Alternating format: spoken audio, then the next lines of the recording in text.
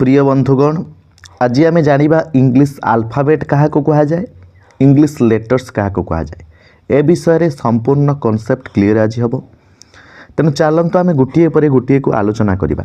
सर्वप्रथम जाना English alphabet जहाँ को कि आम ओडिया रे कहि इंग्राजी वर्णमाला। व्हाट इज इंग्लिश आल्फाबेट इंग्राजी वर्णमाला कौन? The English alphabet is a set of 26 letters used to write and read English language. इंग्राजी वर्णमालाटी हेउछि 26टी अक्षरर बा वर्णर समाहार जहाँकि इंग्राजी रे लेखिबा पाई एवं कहिबा पाई व्यवहृत होता है। तेणु ओडिया रे आमे लिखिदेलु इंग्राजी वर्णमाला हेउछि 26टी अक्षरर समाहार जहाँ इंग्राजी भाषा लेखिबा पाई एवं पढ़िबा पाई व्यवहृत हो। तेणु ये हूँ वर्ण मानकर गोटे सुंदर माल। ये माल रे कौन अच्छी वर्ण गुड़िक अच्छा ये वर्णमाला हेउछि आल्फाबेट एवं प्रत्येक वर्ण होउछंती लेटर लेटर लेटर।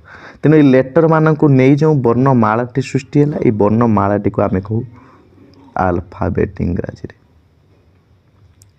प्रथमे आपण भिडियोटी को देखि दियंतु प्रथम रु शेष पर्यंत तापर लेखि लेखिले आपण खातार रहिले अति सरल भाव में आपण बुझीपारे या परवर्ती समय आम इंग्लिश ग्रामर रो प्रत्येक कॉन्सेप्ट को अति सरल भाव में बुझाइबु। तेणु आपण अति सहज हम आगक पढ़ा बढ़िबा। तापर देखंतु लेखा जाइछि how many alphabets are there in English language. इंग्राजी भाषा रे इंग्लिश लैंग्वेज रे टोटाल केतोटी अल्फाबेट अच्छी अर्थात इंग्राजी भाषा रे केतोटी वर्णमाला अच्छी। अरे गोटे भाषा रे तो केवल गोटे ही वर्णमाला थिबो। So there is only one alphabet in English language. इंग्राजी भाषा रे केवल गोटे वर्णमाला अच्छी। अनेक समय जेतेबेले प्रश्न पचरा जाए इंग्राजी रे केतोटी अल्फाबेट अच्छी पिला माने भूल ले उत्तर दे दियंती 26। अरे 26टी लेटर अल्फाबेट नुहे 26टी वर्ण को नहीं वर्णमाला गठित होइछि। वर्णमाला केवल गोटे ए गोटे माल रे वर्ण मानकर माल रे 26टी वर्ण जोड़ी होई रहिछि। तापरे जदि कही आपन को प्रश्न करे how many letters are there in English alphabet इंग्राजी वर्णमाला रे केतोटी वर्ण अछि आपन अति सहज रे उत्तर दे दे पारिबे There are 26 letters in English alphabet. इंग्राजी वर्णमाला रे 26टी वर्ण अछि। तेणु एठी मने रखंतु आज्ञा अल्फाबेट अर्थ होची वर्णमाला अर्थात वर्ण मानकर माला एवं लेटर कौन लेटर अर्थ होची वर्ण बा अक्षर प्रत्येकटी होचंती लेटर 26टी होचंती लेटर। ये जो मालाटी उत्पन्न हैला ए मालार नाम होची अल्फाबेट। अति सरल भाव में आपण ए कथाटी को मन रखि दी पारिबे नहले एठारे गोटे सुंदर माला आपण बनै दे पारिबे। प्रत्येक माला को लिखि दे पारिबे आपण लेटर लेटर लेटर एवं संपूर्ण मालाटी को लिखि दे पारिबे अल्फाबेट। तापर चलतु जानिबा ए लेटर्स गुड़िक विभिन्न प्रकार होता है जो भली सर्वप्रथमटी है कैपिटल लेटर द्वितीयटी है स्मॉल लेटर। कैपिटल लेटर को आपण बड़ अक्षर कही स्मॉल लेटर को सान अक्षर बा छोट अक्षर बोली कही। किंतु कंप्यूटर भाषा रे कैपिटल लेटर अन्य एक नाम होची अपर केस एवं कंप्यूटर भाषा रे स्मॉल लेटर अन्य एक नाम होची लोअर केस। तेणु आमे इंग्राजी भाषा रे कैपिटल लेटर को कैपिटल लेटर कही थाउ किंतु कंप्यूटर भाषा रे अपर केस कही थाउ। स्मॉल लेटर इंग्राजी रे एवं लोअर केस होची कंप्यूटर भाषा रे कंप्यूटर लैंग्वेज बा कंप्यूटर भाषा रे। आपण ए वीडियोटी को संपूर्ण देखि सारिबा परे निश्चित भाव में गोटे खातार नोट कर नियंतु जहा द्वारा आपण ग्रामरटी को अति सरल भाव में बुझी पारिबे एवं आग को जहाँ जहाँ पढ़ा जिवो ताकू मध्य आपण सरल भाव में बुझी पारिबे एवं बुझेई मध्य पारिबे। तापर देखंतु कैपिटल लेटर बा बड़ अक्षर A B C D E F G को मध्य तीन प्रकार लिखा जाई पारे। HIJKLMNOPQRSTUVWXYZ। स्मॉल लेटर को सही भाई आम देखा छोट अक्षर को ए को 3 प्रकार लिखा जाई पारे, बी को लिखा जीवो, सी डी ई एफ को मध्य 3 प्रकार लिखा जाई पारे। सर्वप्रथम वीडियो रे आमे जते बेले हस्ताक्षर केमिति लिखा जाए ताहा सिखौथुलु, एगुडी को मध्य लिखाइछु सिखाइछु।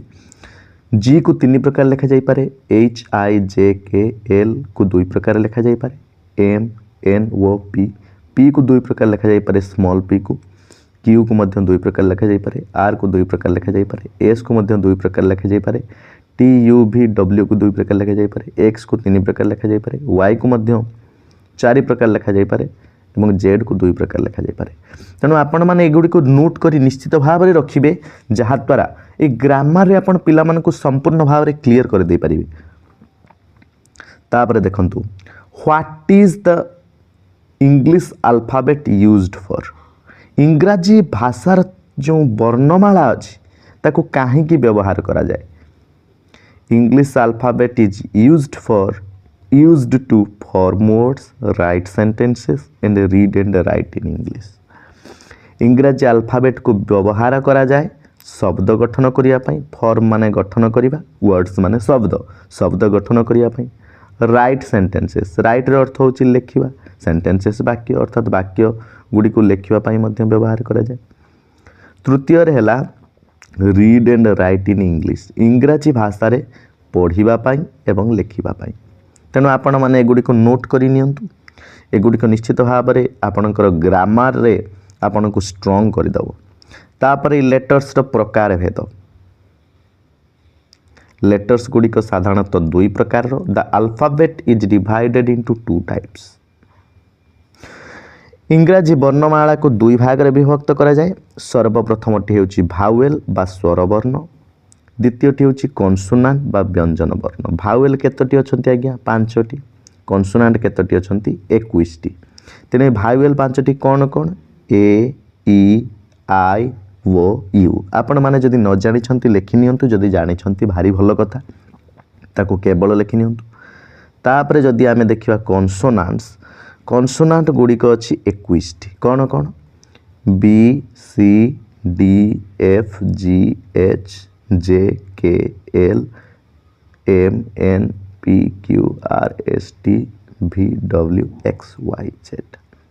तेणु व्यंजन वर्ण हेले 21टी, स्वर वर्ण मात्र 5टी।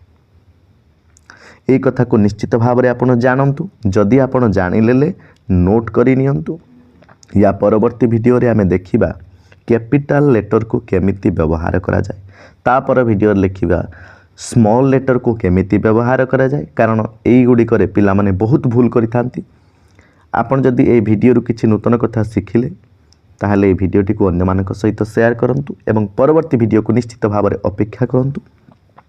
आमे आपणक पई ग्रामर को अति सरल भाव में पढ़ेबू, जहा द्वारा आपणकर ग्रामर समस्त प्रकार समस्या डाउट संदेह क्लियर हो। धन्यवाद।